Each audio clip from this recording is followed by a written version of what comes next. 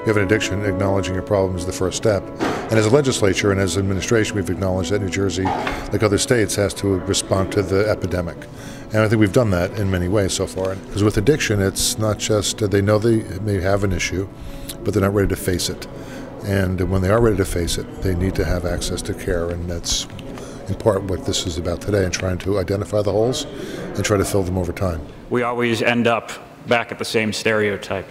Stories inevitably ended up showing people in some darkened corner of the state, an abandoned building, shooting up, emaciated, their lives have fallen apart. And that is so far from the reality of the heroin crisis in New Jersey. It's so far from the reality of 99.9% of the people that live in this state. The best way that we thought that would be relatable to people is, well, what if we put all these people in the same place? And that is where we got the idea for Heroin Town and sort of created this semi-fictional city that exists in New Jersey. The things we can do in the immediate, in the short term, I think we've done some of those things in terms of legislation for the prescription monitoring program, and other access points for care.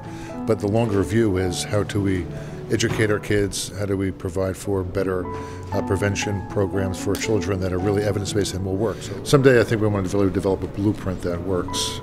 Not for everyone. Everyone's blueprint is a little bit different, but there's sort of a generic blueprint and a template for recovery that I think we need to identify. We need treatment and recovery and even prevention as well.